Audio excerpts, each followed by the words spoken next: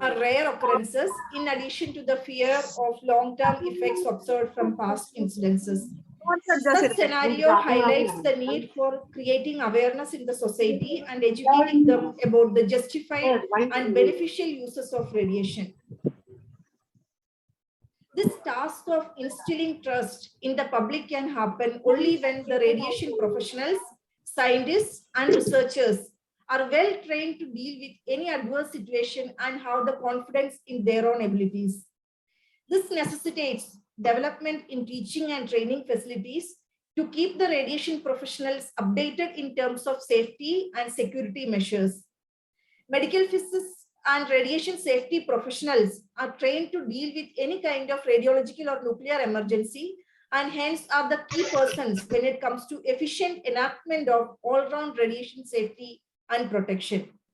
The role of medical physicists is of pivotal importance in the hospital management of an emergency, but is often unrecognized. Today's talk will deal with the various uses of ionizing radiation, safety in the medical use, protection of the staff, patients, and general public, and emergency preparedness in case of a nuclear and or radiological emergency. Medical physicists can play a pivotal role as radiation safety experts and shall be instrumental in dissolving the fear and stigma. This talk today will rekindle and recon not just the concepts, but also the awareness, understanding, confidence, and morale of every radiation professional attending today. With this introduction to the topic, I am privileged to introduce Dr. Seshadri Murali Iyengar, who is the speaker today. He is Scientific Officer H and Head of Emergency Preparedness and Response Section RSSD BARC, and he is also the National Radiation Emergency Response Manager. He has more than 30 years of experience in radiological safety at operating facilities of DAE, that is Department of Atomic Energy, Radiation Emergency Preparedness and Response Mechanisms of DAE and NDMA.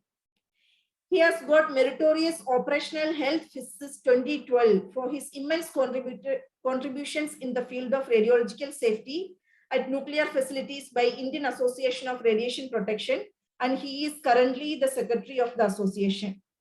His research interests include high-range accidental dosimetry using electron paramagnetic resonance dosimetry. He has more than 150 international or national journals publications and peer-reviewed papers in national or international conferences and symposium. With this, I would like to share his PPT, and over to you, sir, for your presentation.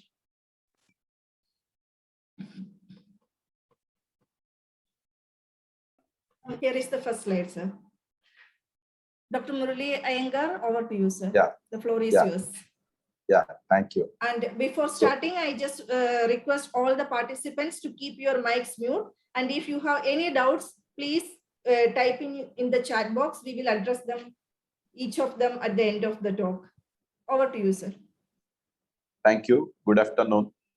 It is real pleasure to join this online meeting for giving the talk on nuclear radiological emergencies, preparedness, and the present status with the role of medical physicists, as you rightly mentioned, the safety experts who are in the field working along with nuclear radiation, radiological applications in medical, in agricultural, and other aspects. So these radiological safety can be taken by those who are practicing in their field. With their expertise, they will be able to take down this to the masses. As mentioned, the Department of Atomic Energy experts have a duty to further propagate and then bring it to those experts who are working on the field, namely the medical physicists.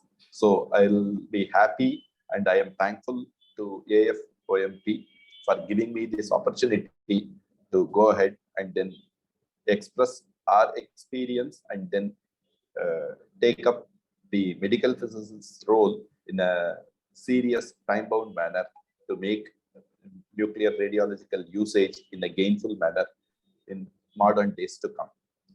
Let me request the host and the co-host to make the presentation ready. So we will go ahead with the technical presentation.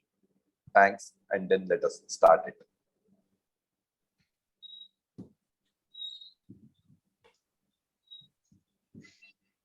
You can share the presentation, please.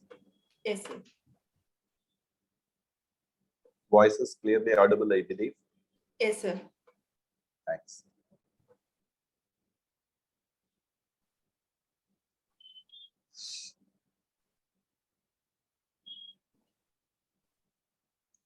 Yeah. Let it be in the slide. Yeah. Yes, sir. Again, thanking AFOMP for giving me this opportunity to share our experience on nuclear radiological emergency preparedness and response, with emphasizing the role of medical physicists, those who play a vital role in carrying out the medical applications of radiation, and with radiation safety, and driving away the myth that is associated with the radiation. Let us go to the next slide, please. Normally, whenever we are making use of any radiation, any technology, as was mentioned by Joan, we have an abnormal situation that can happen, so we need to be prepared. So when we are talking about any technology, an abnormal event, we call that as emergency. So conventional emergency could be there when we are having the use of electricity, the use of other forms of life to have the modern gadgets. So these are called a conventional emergency, an abnormal event which could be leading to loss of life, property, or causing impact in the environment. While we are talking about radiation technology, in addition to whatever abnormal effects that can be caused by conventional emergency, radiation can lead to radioactive contamination, radiation exposure to those victims, and then it could be released into the nearby area, which we call as the environmental impact. So radiation emergency, which is not seen, felt by the human senses, can lead to additional component along with the other form of emergency. Next slide, please.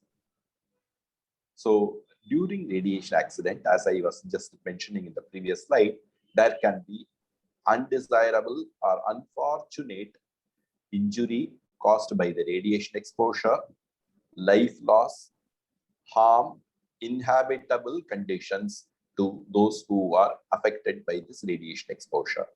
So this radioactive material, which is released into the environment, may lead to environmental impact. Thereby, the human, the biota, the livestock could get some sort of radiation exposure and could be victims to this unfortunate radiation accident. Next slide. So how do we have these types of radiation exposure that is feasible? Is there can be an external exposure when the human subject receives external exposure when the source is outside the human system, or by virtue of consuming some sort of breathing, or by drinking, eating, thereby internal exposure, and by having some physical contact with those contaminant radioactive material, which we call that as the radioactive contamination, or can be a combination of the above two. That is exposure due to the radiation source and contamination being coming in contact with that radioactive contaminant. So when I am talking about radioactive contamination, it means that unwanted presence of radioactive material on the surface, on the human body surfaces, are present in the environment.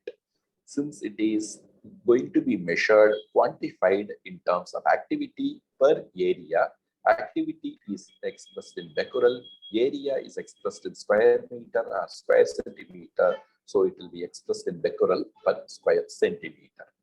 Next slide. This is having broadly two subclasses.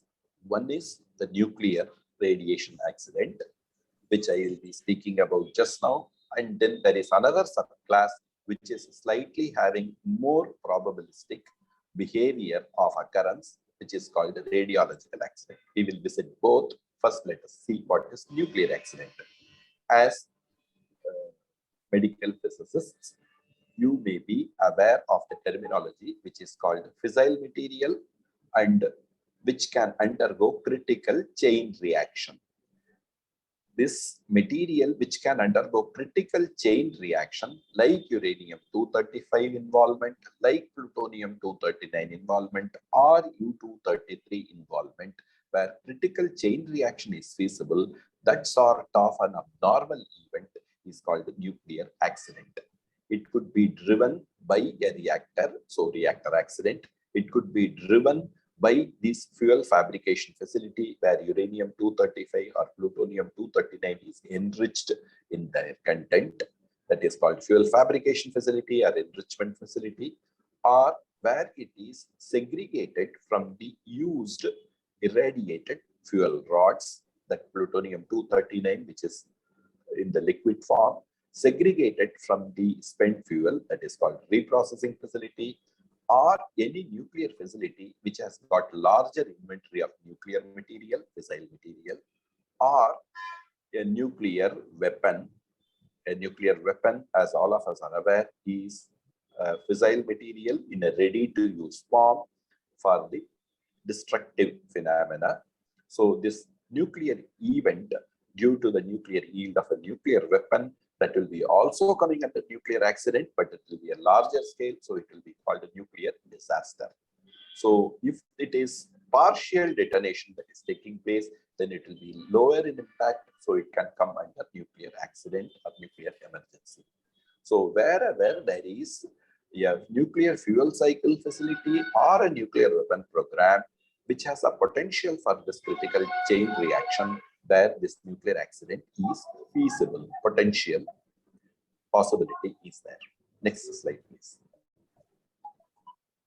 When we are talking in terms of these nuclear events, it is graded in a form which we call International Nuclear and Radiological Event Scale, INES scale. It is said internationally it is used to depict the impact of a nuclear event or a radiological event numbered from 0 to 7 in the ascending order on their impact parameter.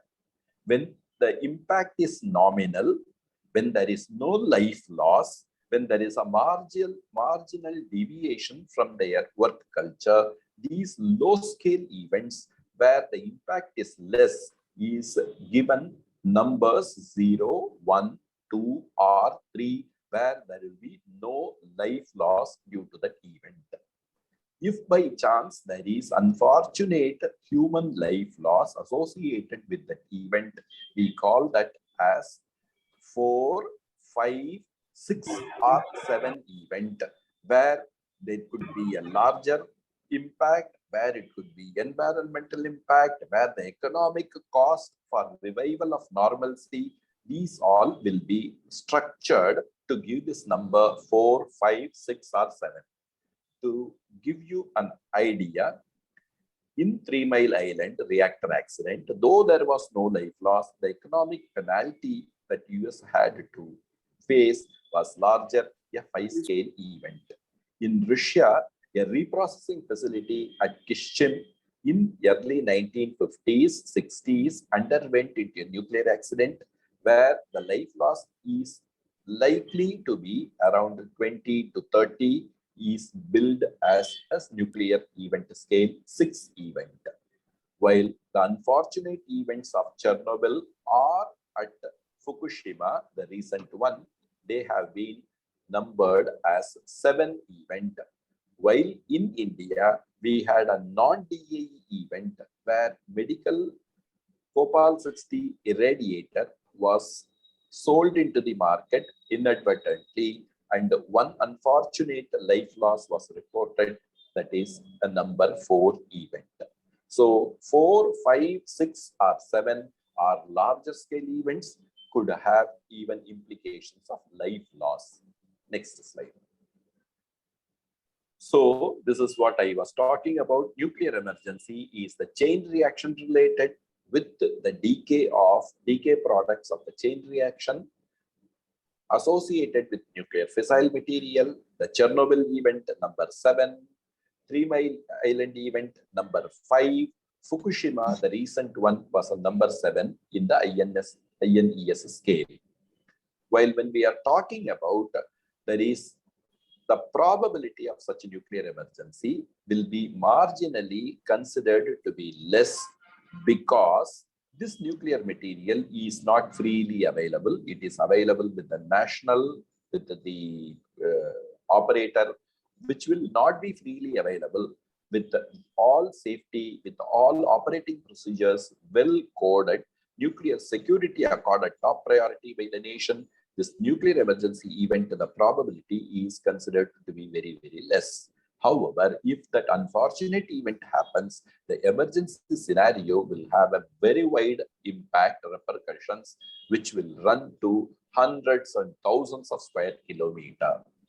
But when we are talking about radiological emergency, where it is any radioactive material, where there is no fissile material involvement is there, or even if fissile material is there, which is not undergoing the critical chain reaction, then that sort of an emergency event due to radioactive material or a nuclear fissile material not undergoing critical chain reaction gets classified as radiological emergency. In India, as I was mentioning, in the year 2010, a non-DAE medical user of this facility led into the Mayapuri incident where one precious life was lost. So we call that as number 4 event. In Guyana, a medical radiator making use of cesium-137 was stolen, and it led to an emergency, radiological emergency. As you know, cobalt-60 involved in Mayapuri or cesium-137 involved in Guyana are non-fissile material. They are called radiological emergency. But please remember, this radiological emergency has a marginally higher probability of occurrence because of the wider use of radiation technology, radioactive material in the present day. However, the impact due to the emergency will be very much limited. It will maybe influencing about few square meters. Unlike square kilometers in case of nuclear emergency, this will impact square meters, if not more than 100 or 1000 square meter, 1 square kilometer, but not beyond. So the impact will be very less in case of radiological emergency, though the probability is marginally higher. Next slide, please. So when we are talking about the event, nuclear emergency, the feasibility is from nuclear reactors or fuel fabrication facility or enrichment facility, reprocessing facility where the inventory of nuclear material is there. Whereas when we are talking about radiological emergency, the involvement of radioactive sources which are non-fissile or fissile material not undergoing critical chain reaction, the event gets classified as radiological emergency. Next slide, please. So, coming to the medical physicists, where they have the role or their initiation of taking protective measures is coming in the material security, the prevention, the detection of an event if it is happening, or build strong security regime so that we will have a rugged preparedness and response. So criminal or intentional unauthorized act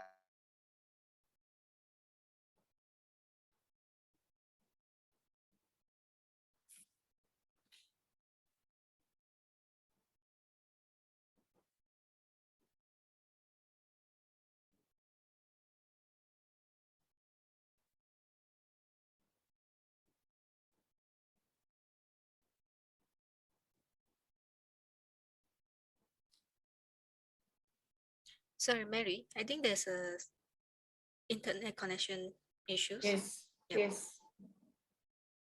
I'm not sure if Dr. Murali is over there. I think it's from his side Yeah.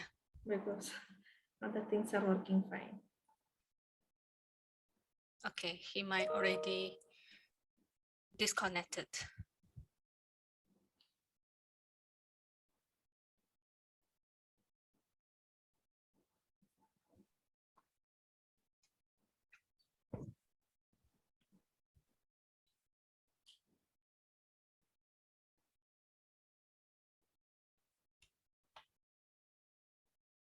Yeah, let's wait for Dr. Murali to rejoin again. Yes.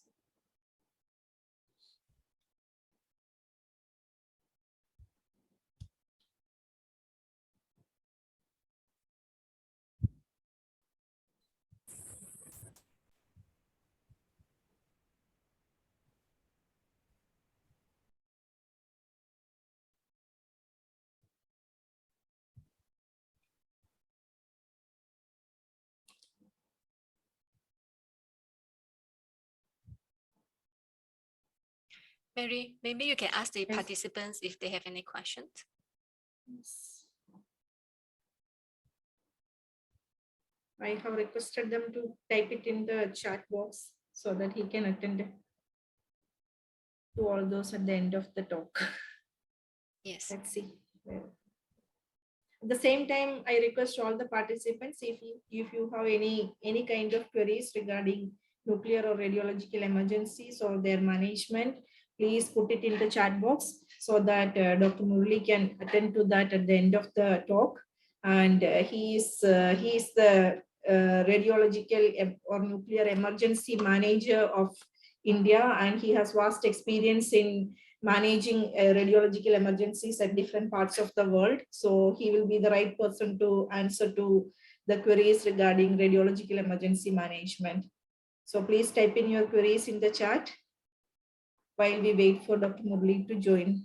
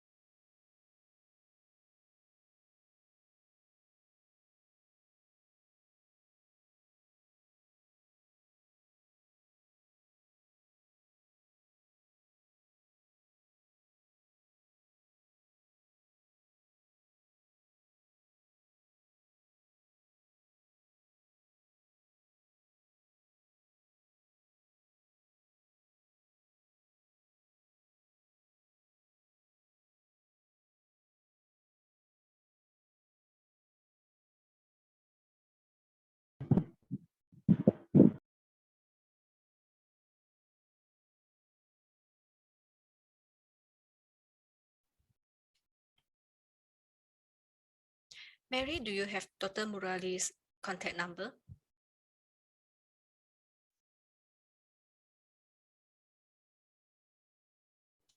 I do not have his contact number. I was contacting him on email because he is on vacation and he is at his native place. Oh, okay, I see. Yeah, so to all the participants, sorry for the technical errors because Dr. Murali tried to do his best because he's currently away actually. He's on vacation, but he's still trying very hard to connect. So let's wait for a few minutes, see whether he can join us back.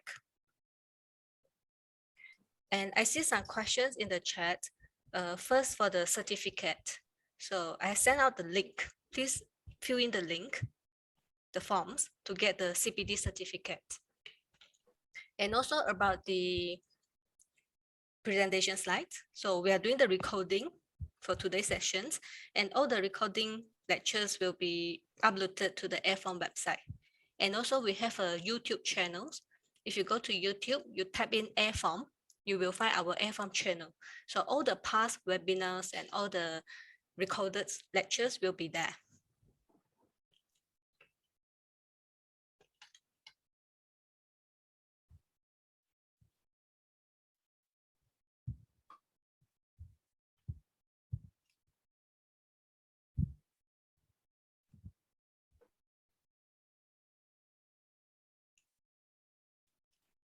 Okay, we have many participants today, over 200. This is very good response.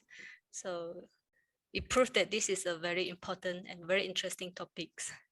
Yes, everybody is interested in emergency management and Yeah. learning about that.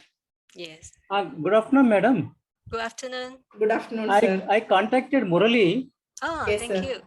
and he is telling he is not able to contact from your side. Okay. Sir, can you please ask him to rejoin using the same link? He can join the meeting in progress. Okay. Just let me have 1 minute, please. Yes, sir. Sure, sir. Thank you so much, sir. Yeah. Thank you so much.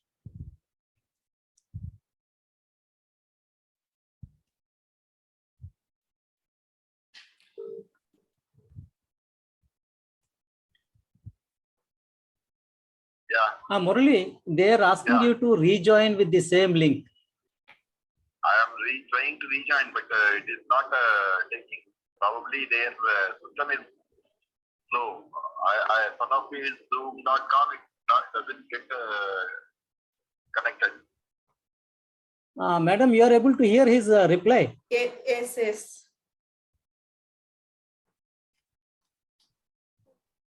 So what I should do?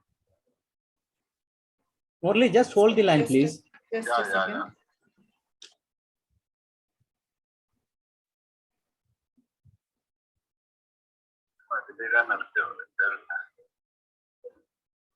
Sir, or you can join using the meeting ID and passcode.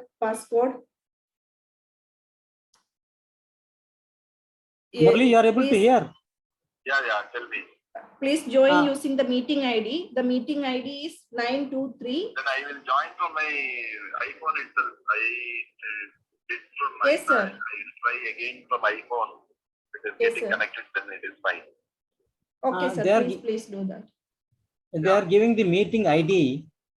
Yeah. That also you can try. Okay. Yeah. Okay.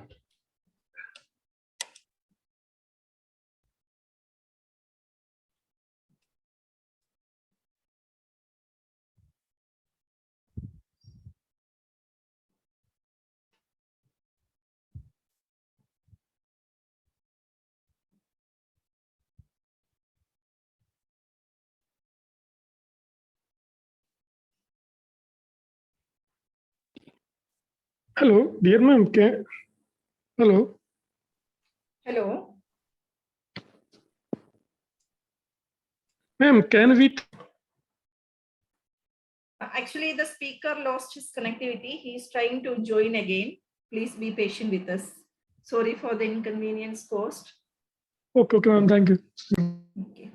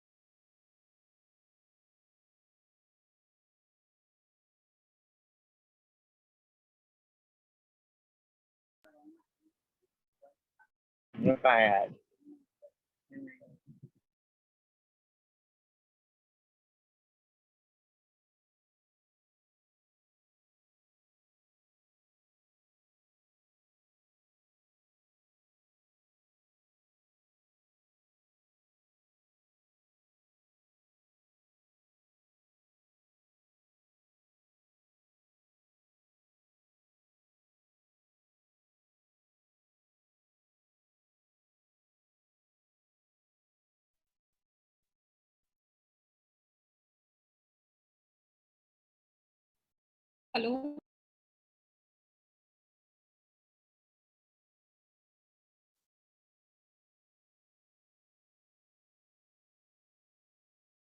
Hello, Baba.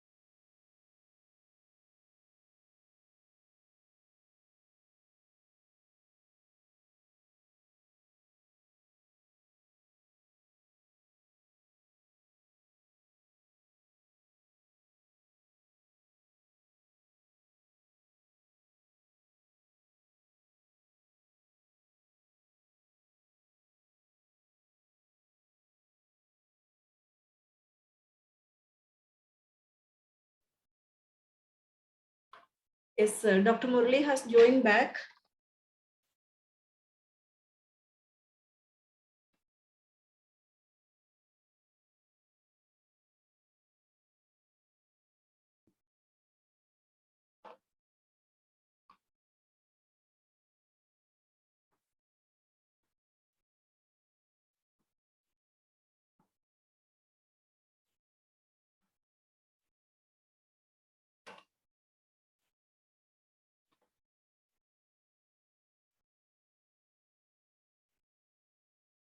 Please unmute yourself, sir. Yes. Yeah, audible now? Yes, sir. Yes, sir. You are audible. Yeah, please go ahead. I was talking about the capacity building of this medical physicists, where we were to have this enhancing their response capability during the silent period when there is no event that is happening. Yeah, go ahead, please. Yes, sir. So this nuclear security and nuclear radioactive material comes under the safeguards of International Atomic Energy Agency, IAEA, where it is essential for every country to have their benefits on usage of radiation technology, nuclear and other radioactive material. And we need to tap the available expertise that is available with the medical physicists that needs to be enhanced, thereby our capacity building can be further strengthened. This have the common objective of using this, say, radiation technology, helping the persons, the property, the society, and minimizing the environmental impact. Thereby, the hazardous effects of radiation in unfortunate event of radiation accident can be averted. So, the response capability of this medical physicists need to be implemented in an integrated manner. Thereby, we will be having synergy with the radiation safety, the medical response due to the acute radiation exposure without any compromise of their role as a medical physicist. Next slide, please. We normally categorize these material as material which can drive into such unfortunate event. So we have this as radioactive component categorized as category 1, category 2, category 3, and 4, 5. So the first one I am trying to show the nuclear material, and in the next slide, please, I am trying to show this as category 1, 2, which can lead to potential life loss situations, where category 3, 4, and 5 may lead to radiation exposure, but not lead to any fatality associated with that nuclear radiological emergencies. So we have these categories, which is internationally conventional usage during any of this radioactive material based on their amount of activity, category 1 and 2 being higher, category 3, 4, and 5 is of lower amount of activity where fatality cannot be there. Next slide, please.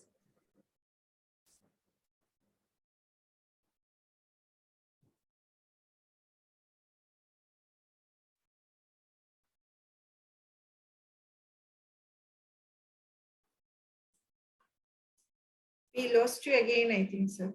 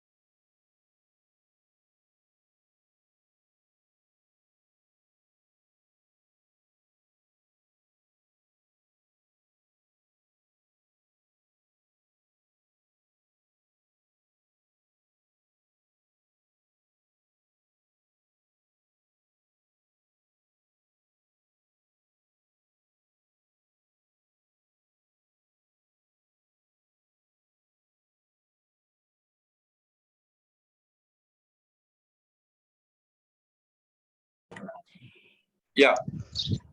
Next slide, please. This nuclear or radiological terrorism, as I was mentioning, could be a smaller scale event associated with the nuclear weapon, or the fabricating of a radiological dispersal device, which is called as a dirty bomb, or a nuclear reactor where the inventory of nuclear material could be on the higher side, which with its affecting their supplies, etc., or attacking nuclear armed devices such as submarine or plane or nuclear material inventory base. This I am giving some reference wherein there were past attempts making use of this radioactive material to cause public anxiety, fear, and then there were some few life loss that is also attributed due to this nuclear or radiological adversary act terrorism, which we say. Next slide, please. So these threat scenarios are broadly classified into nuclear, where improvised nuclear device or attacking a nuclear, say, site, a reactor or some such thing, or when we are talking in terms of radiological emergency driven causes, that can be a dirty bomb, a radiological dispersal device, or intact radioactive material of larger activity kept concealed to give radiation exposure to those public members of public. In case of nuclear material, as I was mentioning earlier, it could be due to the fissile material driven cause, or if it is radioactive material driven cause, then we call that as the radiological emergency. Next slide, please. So here, when we are talking about a radiological emergency sequence, it can be RDD, radiological dispersal device, or an exposure device, which is kept concealed, thereby the persons who are approaching unknowingly is receiving exposures of a larger magnitude, even little doses. And when we are talking in terms of nuclear device, it could be improvised nuclear device. Next slide. The potential scenarios where we need to, as medical physicists, need to deploy their knowledge, gadgets for preventing such malicious acts is to identify such abandoned packages, or the bomb threat to be diffused and then before detonation of the dirty bomb, or disused abandoned sources which could be potential say source for fabricating and then making it as an RDD. Suspicious objects inside the vehicle, which can be either an RED, radiation exposure device, or could be used as the potential source for fabricating RDD. There are some international reports of illicit trafficking of radioactive material or nuclear material by the adversaries for causing this nuclear radiological emergencies that needed to be seen, prevented. And malicious use of nuclear material, radioactive material in the financial market in a clandestine manner, that also needs to be seen. And if there are persons who are involved in fabricating, designing this material, there is a likelihood of acute radiation syndrome, which needs to be detected by the medical physicists. Early detection will lead to prevention of such material and interdiction of such materials. So these are the roles of medical physicists in helping the prevention of malicious acts. Next slide, please. This slide depicts a conventional chemical explosive integrated with radioactive material can be caused as a radiological dispersal device, which we call in normal language as a dirty bomb. Next slide. This dirty bomb can be a self-announcing explosive device where radioactive contamination can be on a larger scale, or it can be silently spread through the ventilation duct or through the pressurized devices. When it is getting spread over a wider area, both are called radiological dispersal device, which is a self-announcing explosive violent dispersal or a very silent mode of dispersal of this radioactive material. Both come under the category of radiological dispersal device. Next slide. So this impact of such radiological emergency would be depending upon the amount of explosive that is used, the type and quantity of radioactive material, a gamma emitter that is used, the means of dispersal, how it is dispersed, in what methodology, whether it is violent or a non-violent method of dispersal, the terrain conditions, whether it is in the open, whether it is in the windy conditions, whether it is in the rainy conditions, all this will decide the radio contamination in the to the environment and to the members of public. So it is very difficult to design a dispersal device that would deliver very large dose because it is being diluted and dispersed. Thereby, the persons who are in the vicinity may receive exposure, but not a lethal exposure due to radiation being the cause for their death. The chemical explosive may lead to, by virtue of their blast, by virtue of their chemical, it may lead to death, but not the radioactive contamination nor the radiation exposure. Next slide. So when we are talking about exposure device, a concealed device kept in of a smaller size in dimensions, few millimeter, few centimeter, which normally we will not be seeing through our naked eye for an easy observation. But the activity associated can be giving a very large amount of exposure, even the lethal exposure to those members who are in the close vicinity. This is called radiation exposure device. Next slide. The persons who cross over closer to such radiation exposure device may lead to their exposure. Next slide. Which, depending upon their time of occupancy near the vicinity of the source, the amount of time spent may lead to some amount of exposure, which can also be amount of lethal exposure. So those persons who are commuting, who are traveling for a larger time, if unknowingly are seated closer to such radioactive exposure devices, depending upon the amount of exposure they have received by the time or by the vicinity, can be the unsuspected victims of radiation exposure. This will not cause contamination. This is desired to give larger amount of radiation exposure. Next slide. However, we need to understand that the chain of events associated with the causing by the malicious act by the adversary is the main motive driven by the finance, the procurement, the fabrication, the deployment, the timer device to cause it detonated. So it is not coming as a single event, it is coming as a chain of events. The procurement by financial driven first, the procurement of the material from the illicit market the second, the third, identifying the location, the target area, the third, then fabrication of the material and transporting such fabricated device to the target area, the fourth, the timer device, the fifth, chemical explosive to carry out the dispersal. If any of these chain of events by virtue of intelligence input by the police, by the medical physicist, we come to an early detection, interdiction, then we will be able to diffuse such unwanted event. So that is where we need to have brains, ears and sensors from medical physicists, from intelligence agency, police, and by those who are technical experts to prevent this unfortunate event ever happening. Please be informed there has been no successful deployment of RDD till date.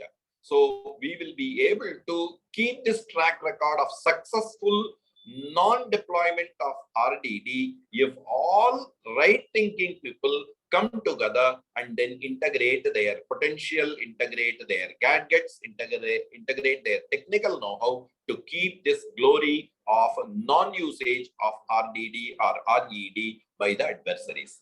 Next slide. So if by chance we have in the counter-terrorism some intelligence, and then we will be able to, as requested, this will be shared. So please go through this. I request the host to give it in PDF form to all participants. And this unfortunate event, if it is happening, still India is gearing up for forensic investigation. Thereby, this cannot be a recurring event. To deter the usage, we need to have interdiction capability, and to have the forensic studies. We are developing our own nuclear forensic capability to beat this adversary act if ever it is desired by them. Next slide.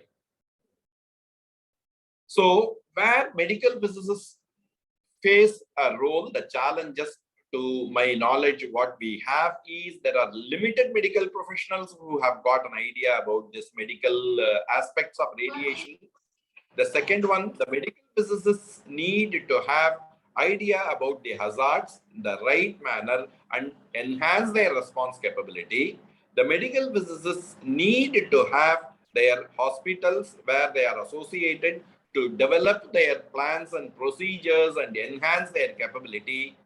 And delay in detection may lead to further complications. So we need to make an early detection of such an event. And then we need to have the contaminated persons, even if they need some treatment, the medical physicists need to drive this point that those primary health center, the caregiver, the paramedics will not receive any life-challenging exposure. They may get contaminated, their equipment may get contaminated, their ambulance may get contaminated, but they will not receive any exposure. So with that, if they are brought in confidence, then we will be able to make them respond in a better manner. The mass decontamination is as on date a challenge. The decontamination and then bringing back to near normalcy at the affected site is a challenge. The controlling members of public, the giving right information, avoiding the spread of rumor, and large crowd, if it is to be segregated as affected or not affected by go, no-go type of monitors. These are all the challenges we face on date, which we need to better. Thereby, we will be able to provide response in a quick, effective manner. Next slide. So internal contamination, feasibility, I said, how do we have for response? How do we control the internal hazard? Next slide. It's a pictorial representation of whatever gadgets we are using, right from gloves to overshoe covers, to respirators, to say coveralls, to our breathing apparatus. This will give the responders the confidence that though they may venture into the affected area, they will be protected. They will not be having any radioactive risk. Next slide. So when we are talking about the scale of the event, if the scale of the event is less, we can go with lesser amount of personal protective gears for our response. But if the scale of the event is higher, like a firefighter when ventures into the smoke, the person will have a self-breathing apparatus or an oxygen cylinder, still will enter the fire to remove the victims or to douse the fire. So depending upon the scale of the event, the personal protective gears that will be used, deployed for response will be depending on the risk, depending upon the burden, the level will get enhanced. Next slide. So decontamination, here I am trying to bring in the radioactive component to get it removed from the physical system, human system. We need to have some mechanism for cleaning the human body. But if we are in most of our cases, in Indian climatic conditions, we have got about 75 to 80% of our body is always covered. But for the exposed portion of some face, head, hand, and then the feet, remaining part of the body being covered the contamination, even if there is a spread, by disrobing and then changing over to fresh set of cloth after bath, the decontamination can be effective. Next slide. When we are talking about this decontamination, vertical positioning is better because of the gravitational settling of the decontaminant. Having provision for collecting this water, which is used for washing, in a separate medium, and then after assessment, this can be allowed to go into the normal sewerage. And then we have these decontamination at a specified area. So we need to have mass decontamination in a gender specific manner. Thereby we will be able to address a throughput of about 50 to 100 persons being decontaminated in a single go in a session or so. Next slide. The water that is collected needs to be preserved prior to being discharged into the common sewerage. So these, if persons are injured, critically injured, not waiting for their decontamination to happen, they need to be transported at an earlier point of time, because life stabilization becomes prime priority over the decontamination of the human subject. Next slide. So even if they are contaminated, they will be brought to the primary health center. They will be monitored by the medical physicists. They will be cleaned, and that water will be collected, and then the human subject will be taken for further if their critical injury is not life challenging. Next. There will be, next slide. There will be some decontamination units erected in the public domain, which will cater to the say usage of these contaminated victims. Thereby they can go in entry and exit will be at diagonally opposite ends. They will monitor themselves, disrobe themselves, get a shower, monitor themselves again, and then come out in a fresh set of clothes. This sort of, in the public domain, we call that as a portable personal decontamination unit, which with the present availability of PVC and acrylic sheets and some fabric, we will be able to erect. BARC has got the technical know-how, and this is being passed on for NDRF to procure and be easily deployable in an inflated manner, which will be possible for usage in a half an hour's duration for erection, and it can be easily taken. It comes closer to about 80 to 90 kilograms, can be easily carried to the location and then be installed for easy usage. Next slide.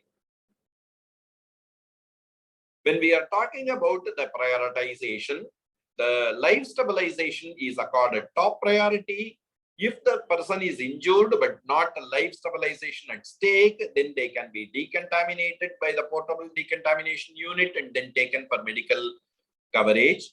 And the logistics that is used, the fire tenders, the ambulance, the paramedics who have carried out the response, they will be given decontamination in the later stage, depending upon the level of contamination. So the victim, life stabilization is top priority. They will not be decontaminated. They will be mobulated, ambulated, provided life stabilization. Those victims who have got injured but contaminated, they will be decontaminated and then they will be attended to by the health caregivers. And then the ambulance, the fire tenders, the paramedics, the equipments will be decontaminated subsequently. Next. So the level of contamination, when we are declaring them to be free from the amount of contamination, is, as I was mentioning, becquerel per square centimeter as the unit. For alpha, it is decimal 4.4 becquerel per square centimeter, and for beta gamma, it is 4 becquerel per square centimeter. Thereby, these victims can be on triage, segregated, and then sent. Next slide. However, if they have got some medically contaminated, internally contaminated, we need to have some procurement of decontamination devices that will be administered in presence of medicos, paramedics, with the medical physicists and radiation safety experts I'll be speaking in the next slide. Prior to that, how do we minimize the risk is by sheltering them, by distribution of iodine tablets in case of those who are likely to have iodine intake, and evacuation of them from to a far off location which is safe in diagonally perpendicular manner, because the ventilation may go spread down the line in the downward wind direction. So they will be asked to stay at places diagonally or at places perpendicular to the event location. Thereby, they will be ventilation safe even in case of a post-event scenario. Their food, their milk, the water intake will be restricted till it is cleared by the safety experts, and alternate supply of these material will be provided by the civic administration. Thereby, contaminated food is not consumed by the common members of public. Yes, next slide. So as I was mentioning, as a medical symptom, if there is an early symptom of nausea, vomiting, diarrhea, this is caused by the radiation exposure. So any exposure more than 1 gray may elicit response. Any exposure less than 1 gray will not lead to any clinical symptoms of vomiting, diarrhea, or some such thing. So depending upon the quantum of exposure, the onset of this vomiting, nausea, or diarrhea will be early if the amount of exposure is more, maybe slightly delayed if the amount of exposure is less. So when there is a triage carried out by medical physicists, depending upon the reported time of their nausea, vomiting, diarrhea symptom, they will be able to segregate the potential exposure cases. 1 to 2 gray if they have got onset of the symptom little later, 2 to 3 hours post-event. 2 to 4 gray is the potential exposure cases when the onset is medium, 1 to 2 hours post-event. But if it is suspected to be more than 4 gray, if they report that immediately within 20 minutes, half an hour duration, that they have started feeling nauseating, vomiting. So depending on this, they will be able to segregate the potential victims. And those who have got no exposure, they may also have, because of psychosomatic effect, they may report. So we need to be very clear whether it is radiation driven, potential exposure driven cases of nausea, vomiting, diarrhea, or a psychosomatic case of nausea, vomiting, diarrhea. Next slide. As I was mentioning, when we need to internally decontaminate by the medical, by the paramedic, by the medical physicists, with the radiation safety expert, based on the element iodine or tritium or strontium or plutonium, we have got antidotes. These antidotes, their dosage is also prescribed, and they will be given post-event. Depending upon the anticipated exposure level, they will be administered this dosage by the medical doctors, paramedics, in presence of medical physicists, in presence of radiation safety experts. Thereby, the flushing out of suspected intake of radioactive material from the human system can be quickened. Next slide.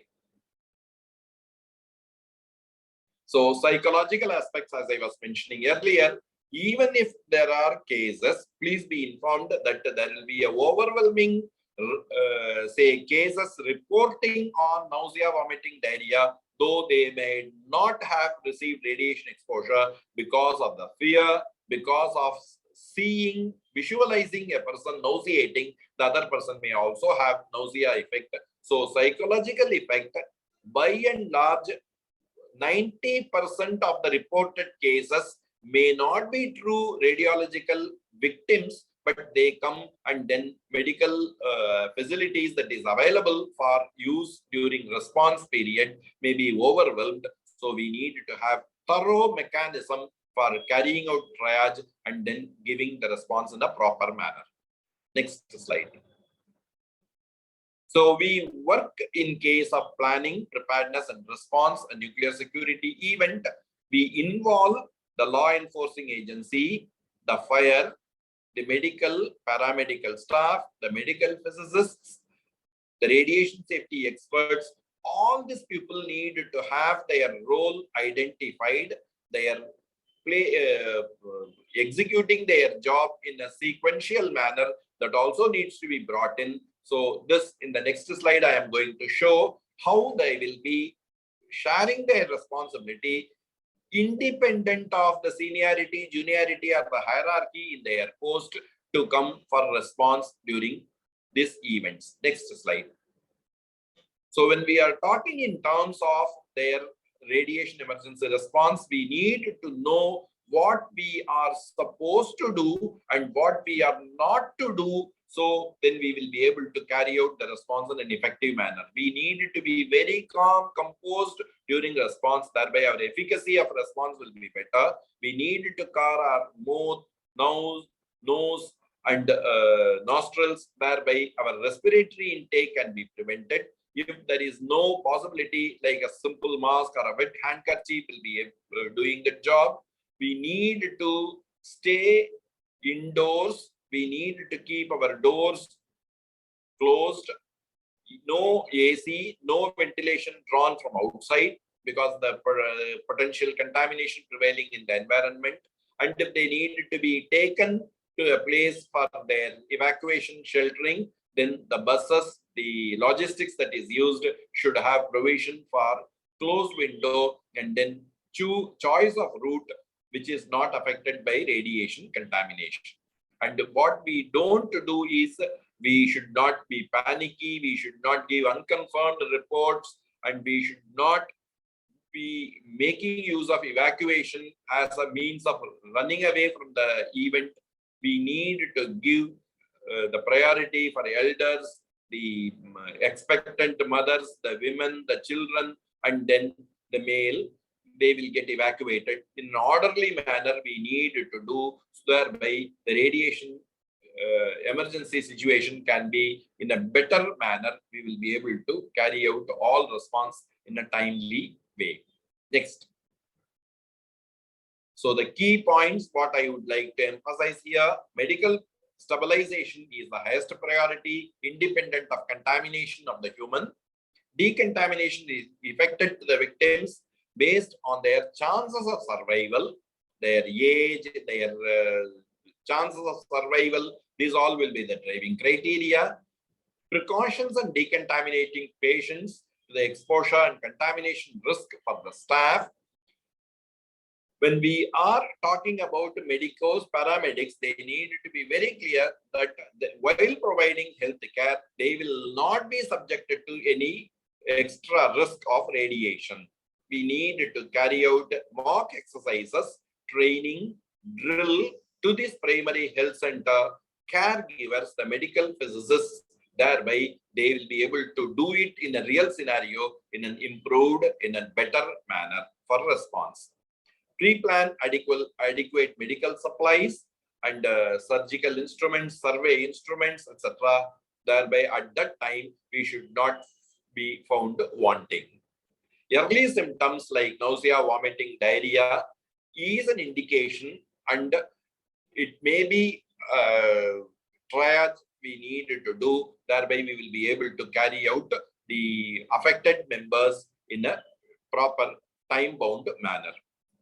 Please note that the early time, the golden time, is 24 hours, where the uncertainty will be overruling the actual detection and bringing things under control. Once we overcome this golden hour of 24 hours, the first day post-event, then we will be able to recoup, bring all resources, and then with the field findings of radiological monitoring, etc., we will be able to carry out with the additional resources mobilized, we will be able to carry out response in a better manner. So the crucial time is the first few hours, where we needed to act in a very time-bound, in an efficient manner. Thereby, the countermeasures are used in the efficacy is of responses better. Next. Conclusions. The steps to be taken for this prevention of such a threat scenario of adverse effect that needs to be brought in to eliminate this threat scenario. So all law enforcing agency to fire to medical physicist to radiation safety experts, all of us need to work in tandem. First, we eliminate the cause of this threat scenario. And then we need to enhance the capacity building measure, thereby at the time of, this is in army, in defense, they say you train so that you don't bleed during your actual scenario. So we need to have this capacity building done in a war footing manner, thereby we have enough hands, resources, technical know-how, gadgets, thereby in the unfortunate event if ever happens, we will have enough resources, technical gadgets that is available to make our response in an easy and efficient manner. We need to have radiation monitors, effective tools, prediction softwares, interdiction methodology, standard operating procedures, detection of radiation event, security event. All this needs to be planned and we need to have a preparedness for this.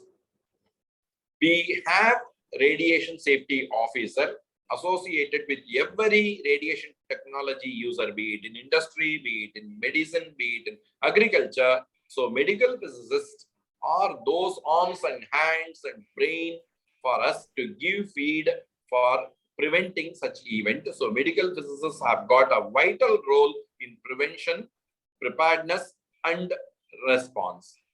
Equipments, hospitals, nuclear medicine centers, trained medicos, trained medical physicists, their plans and procedures, policy of the nuclear medicine center, and their procedures need to be developed so that we will be able to act during any response requirement in a better way. Medical response and radiological safety, as I was mentioning, is very much vital in the initial period. And once we overcome that initial period in a better way, then with all available resources that can be brought in, we will be able to cope up with the next stage of requirement of response of bringing back to near normalcy. So with this, I conclude my presentation, and then I again thank the organizers, though we had minor hiccup in carrying out this presentation, and thanks, and I give back the floor to Dr. Mary Joan, please. Thank you. Thank you, sir. Thank you very much for such an excellent talk, narrating all the basics as well as the real-time practices which we need to know and adhere to in case of an emergency. And I would like to request everybody to type in their queries in the chat box so that we can address to them. And before going into all that, Dr. Chai has already shared the form for certificates.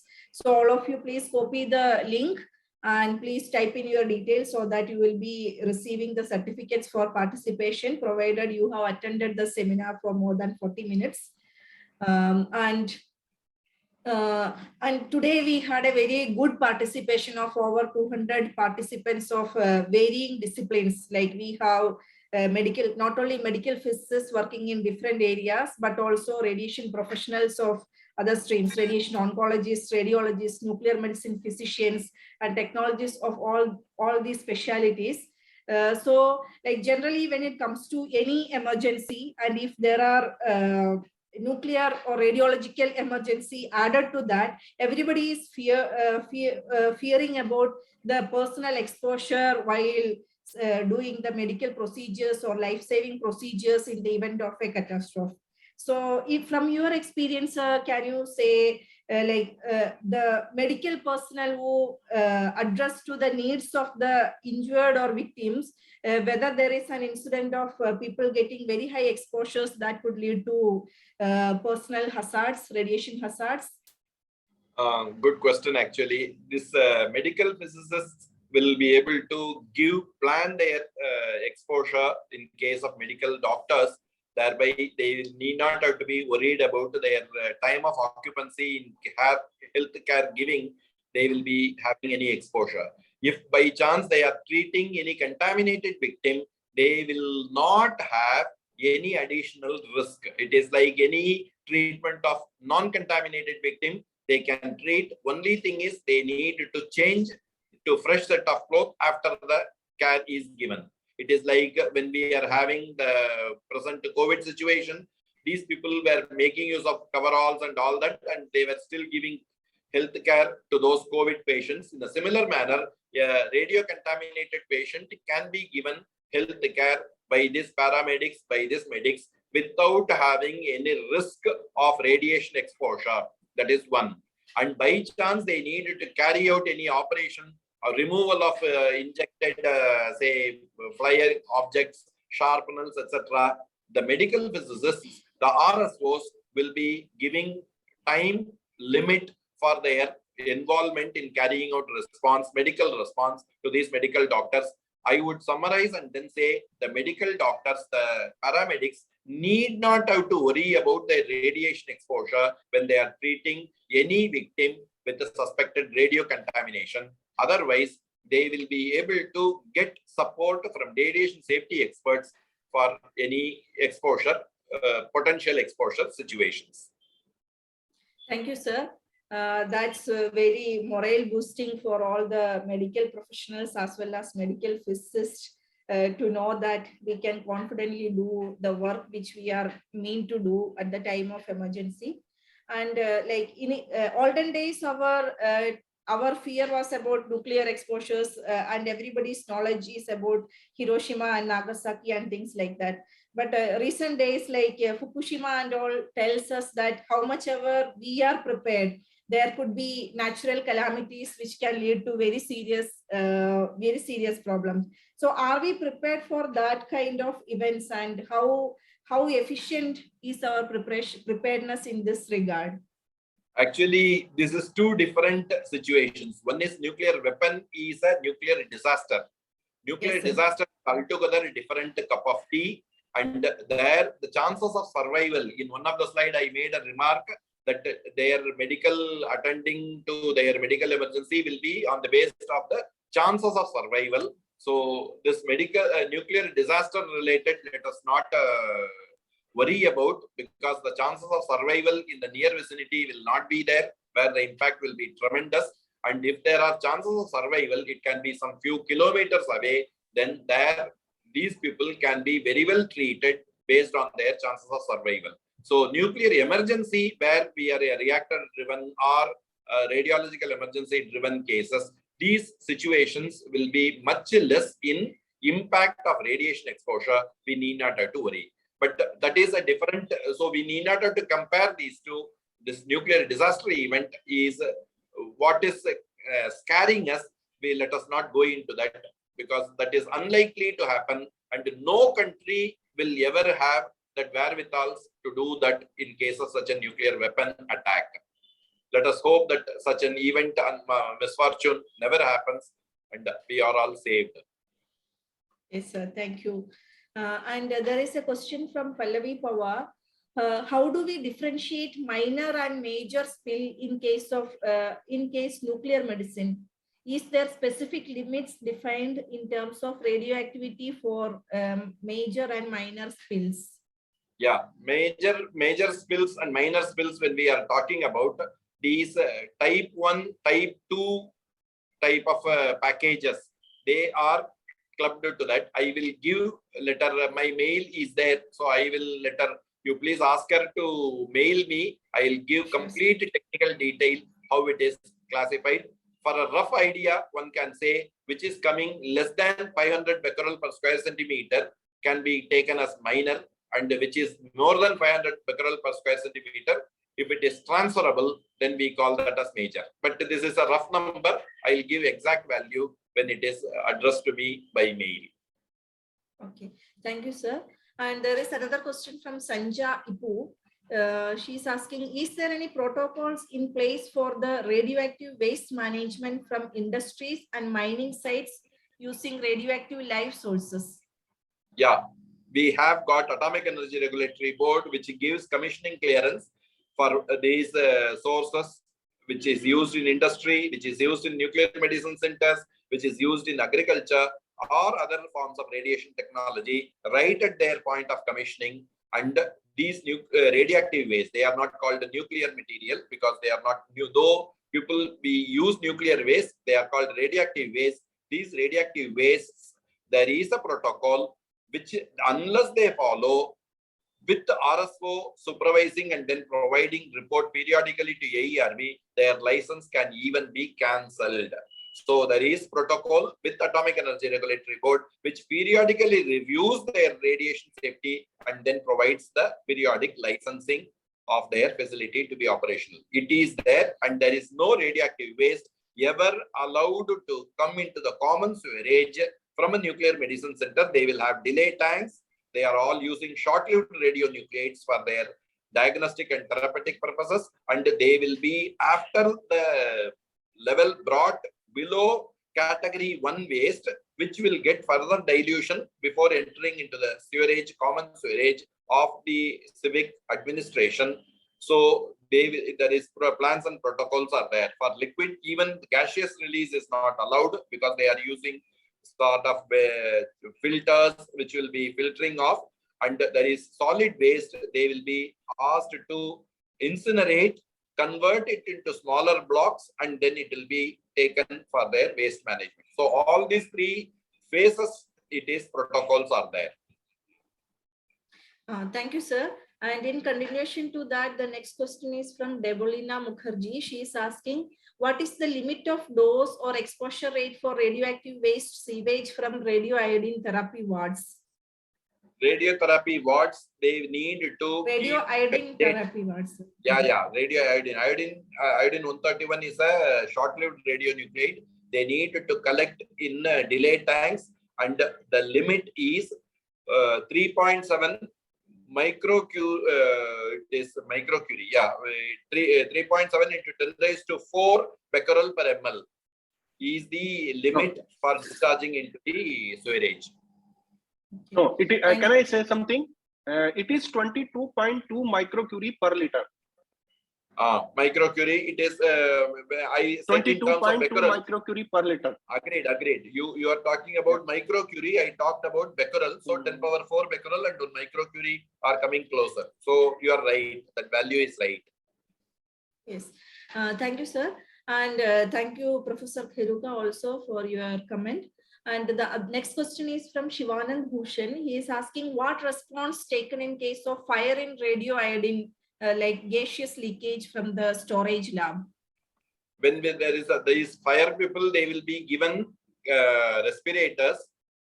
Depending upon the level of radioactivity, they will be given respirators. Iodine respirators are there, which will have iodine masks. So activated charcoal is the respirator granules filled with. So they will be provided based on the level of prevailing radioactivity by the radiation safety officer. And then post event, when they are coming out, all their equipments used will be checked before giving clearance to carry it back to their fire station. Thank you, sir. But is it a mandatory requirement by hospitals or iodine labs to keep the respirator today in India and other countries? Yeah.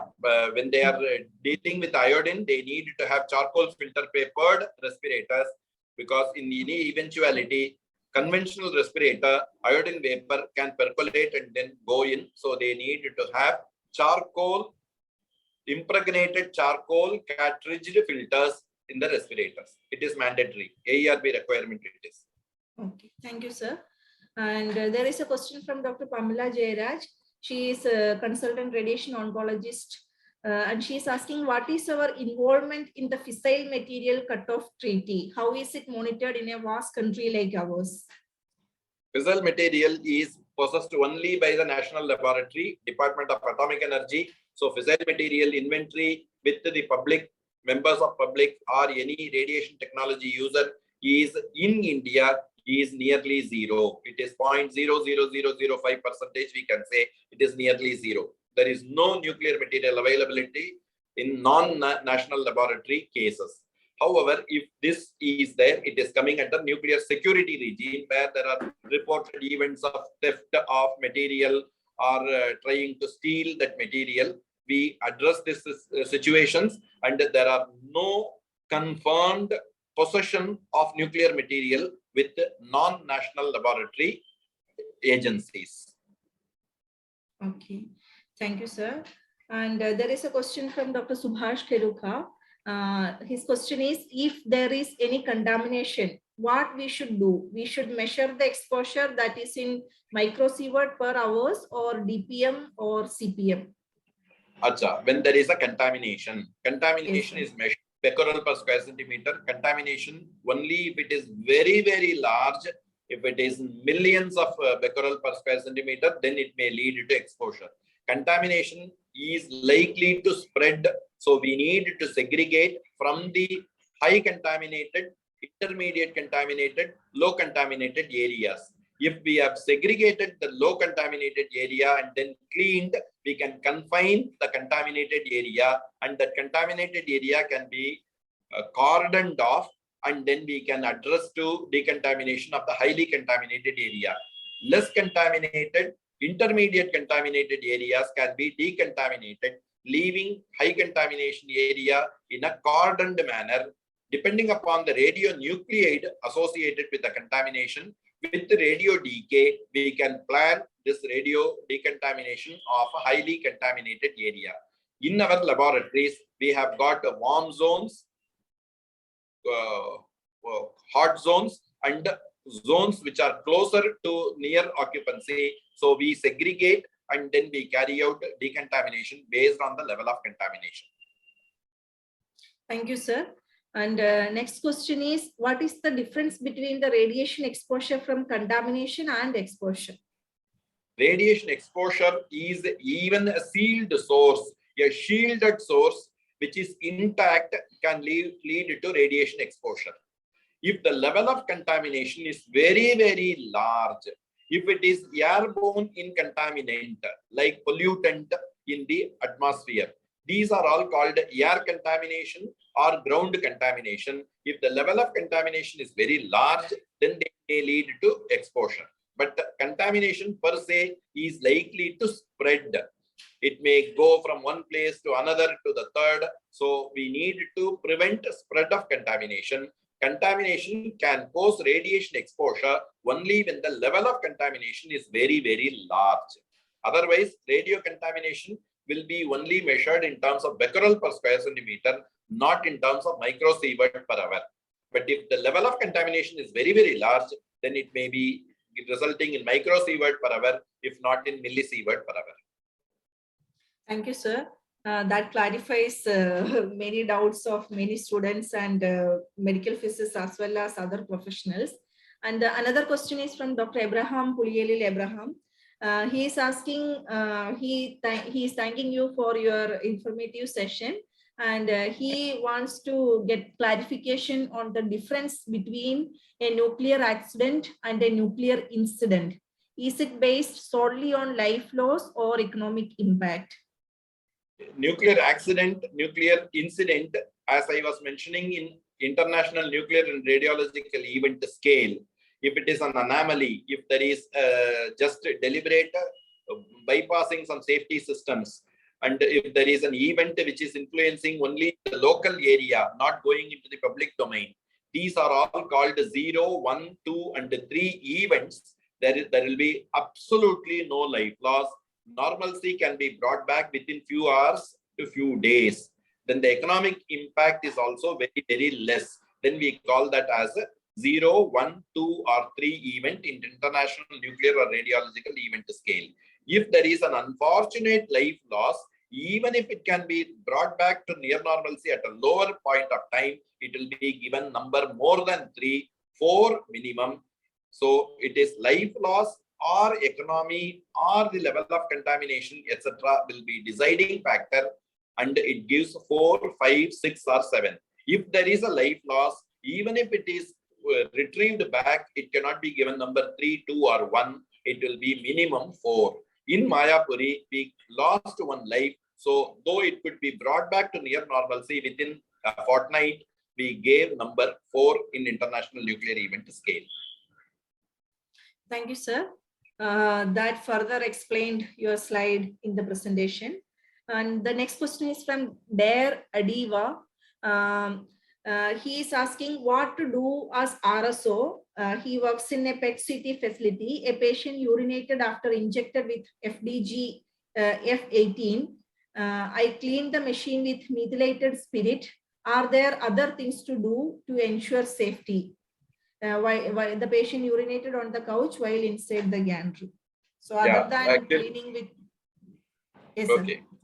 So fluorine is a short-lived radionuclide. It doesn't have any sort of larger radio implications, but the person might have got because of non-control over urination or fear-driven, the person would have urinated, but that will not add to the complications. It needs to be cleaned like any conventional one. Fluorine 18 is not having larger half-life. It is in few seconds. I don't remember exactly the half-life. It is not having radiological impact larger. So it can be cleaned and then brought back to normalcy in radiological aspects in a much earlier point of time. Thank you, sir. And the next question is from Dr. Vinod Pandey. He's asking, is there any special training program for medical physicists to handle such radiation emergency? He means like a certificate program conducted by IARB or something of that sort. Yeah, IARP, International Indian Association for Radiation Protection, is conducting training program. If medical physicists, in case of radiation emergency, they desire to have, then we can structure it. It is based on the requirement. That is, AMP, Association for Medical Physicists, is conducting for their requirement to get certified for medical physicist say certification. Radiation emergency is a bypass remark. It is not given importance. If there is any requirement flagged by medical physicist, IARP, Indian Association for Radiation Protection, can take up the cost and then tailor make a course designated for medical physicists and then conduct it for a 3-day, 4-day, depending upon the amount of participation and interest shown. We will be able to do it. Yes, sir. That I personally feel that that will be great because medical physicists are trained in a broad spectrum services like radiation oncology, radiotherapy, basically medical applications and medical emergencies. So when it comes to other kind of emergencies, a special training will make them more efficient in handling the situation. Another way of doing it is, if they are having a program and if they want, they can invite IARP experts, and then we will be happy to structure it as a 1-day program and then append it to their existing program. It can be on the 4th day or the 5th day, and then make it as a complete package. That way also it can be structured, because they are being trained in other aspects, and this emergency or proper usage with radiation safety do's and don'ts, if we give, if it serves their purpose, then that way also it can be worked. A day dedicated for this can be carried in their existing program. Yes, sir. Thank you very much for that information. Here I want to clarify, when we give a certificate program, then we need to have some examination or evaluation sort of type associated with that. No? So the organizer need to arrange for that accordingly, or you will communicate with them at the time when they contact you for the same. Yeah, when they are contacting, we can give what will be the syllabus. We will be appending to their existing syllabus, and then what will be the amount of percentage we will give for questioning to qualify them in that field of expertise. If it is say existing 100 marks for 5 days, and we can, if we are asking to give 1 day, then we can structure it to 20% on radiation emergency preparedness, safety implications, and then we can do it, and then with the existing feature, it can be integrated. That we can do it. Thank you, sir. And the next question is from Dr. Ramesh Desai. He is asking why we do not have ionizing radiation medical exposure regulations, like patient exposure, medical exposure. If patient gets high exposure by mistake, then what? Very good. This actually in India, we have got all these teletherapy machines undergoing their certification commissioning this thing by AERB after their rugged performance tested, and then it is even exported as Babatron. So it has got inbuilt engineered safety features, thereby it will not be giving any undue exposure to the caregiver. However, having said that, there are cases reported elsewhere in the world that there is a malfunction, there is a overexposure, etc. But in India, we periodically calibrate and then do that both for a timer device, both for their radiation exposure and all that. So caregiver will not be subjected to any radiation exposure because of the inbuilt engineered safety features. But nonetheless, we need to calibrate, check for their performance under quality assurance program, and then keep continuing to operate it till the radioactivity, half-life, etc. is taken care. Thank you, sir. There are no more questions, and we are at the end of today's webinar. I would like to thank Dr. Seshadri Murali Iyengar for sparing his time even after being on vacation at his native place. Thank you very much, sir, for very informative and an excellent talk on nuclear or radiological emergency management and medical physicist role in that especially. And I would like to thank each and every participant who have joined today. And we had a very good interactive session where many questions, many concerns are addressed and answered.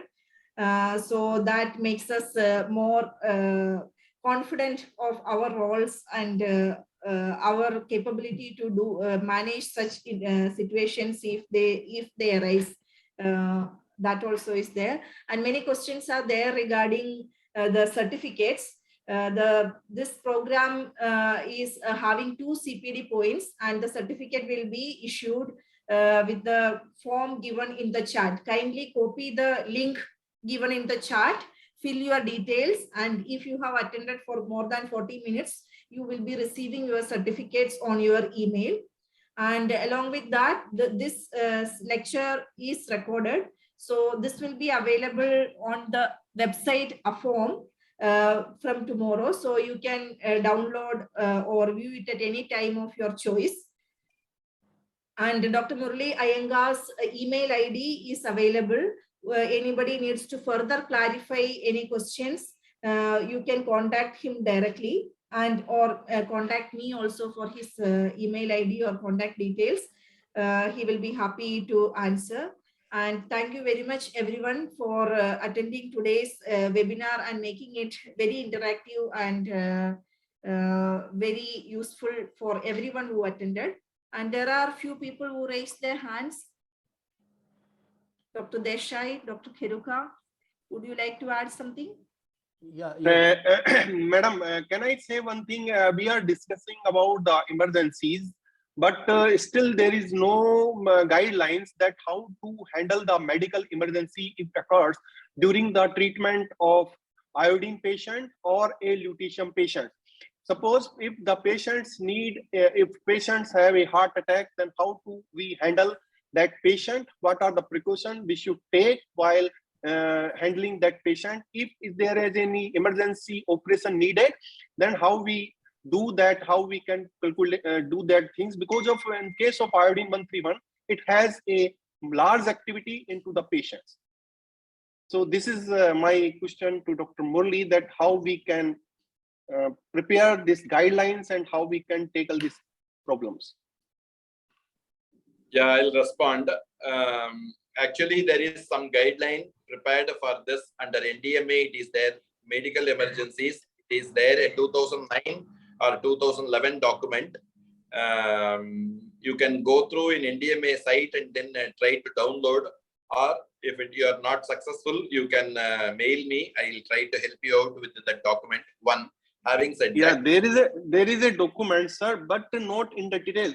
How to handle in the operation theater, what are the precautions we should take while doing the operation, while doing the during the dialysis, all these things are not there, sir.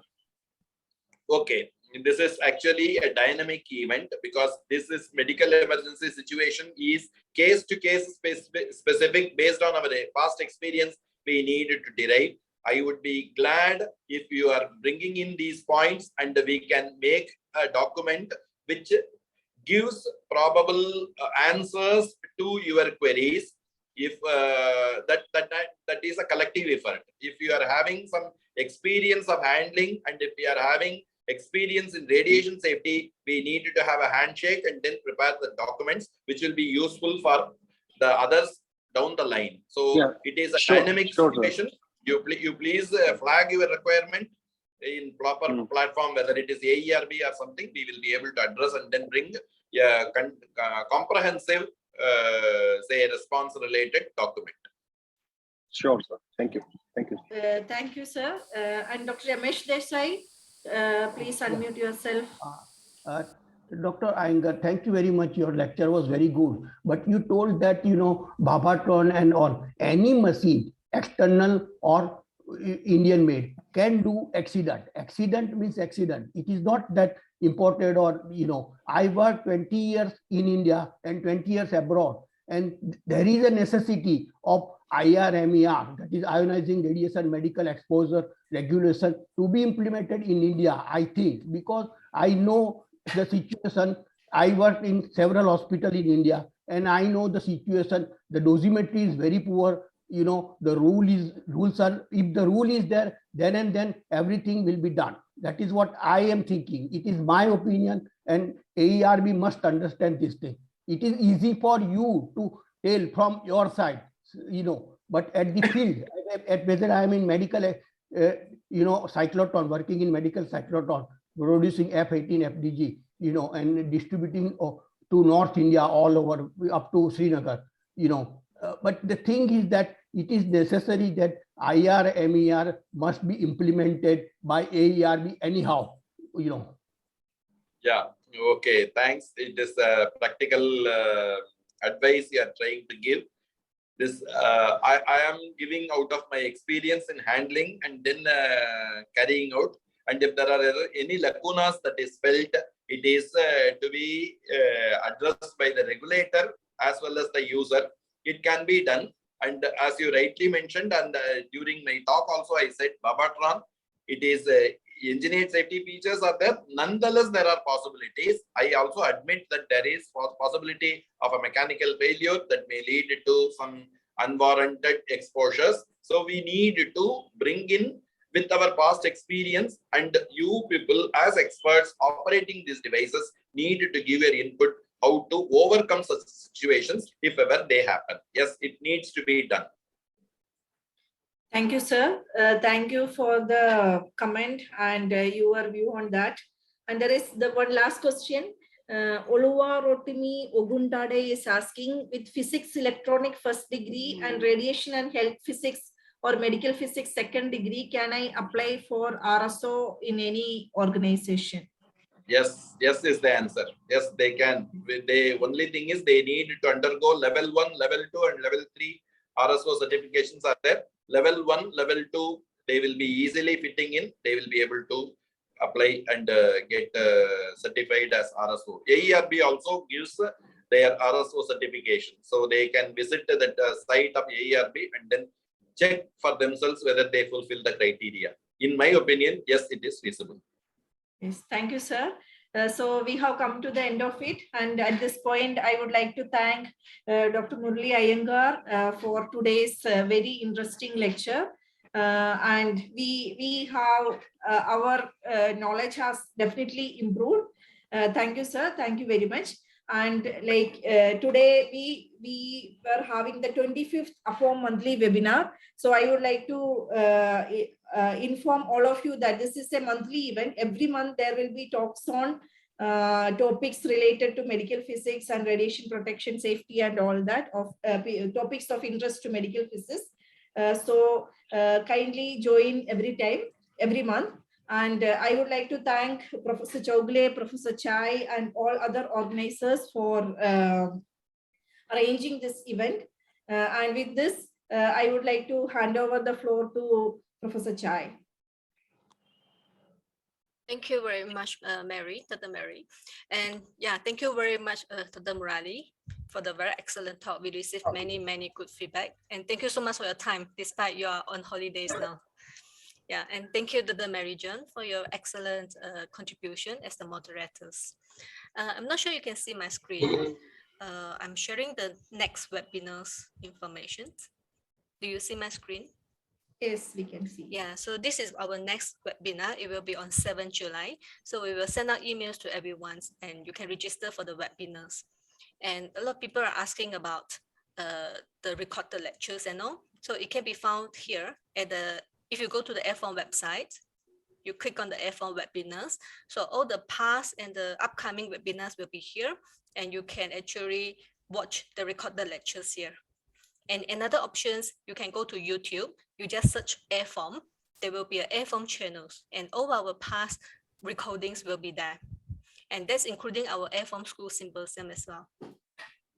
Okay, with that, I thank everyone and we apologize for the technical errors just now and the delay of the webinars today, but we still have a lot of audience with us now. Even we have more than 100, it's already like 2 hours past. So it shows that this is a very important and very interesting topics. So we will try our best effort to maybe invite Dr. Murali again, if you don't mind, to give us more details in these topics. Yeah, thank you very much, everyone. And I hope you have written down your comments for us to improve our webinars and hope to see you again in the future. Thank you, everyone. Take care. Thank you, everyone. Have a good day.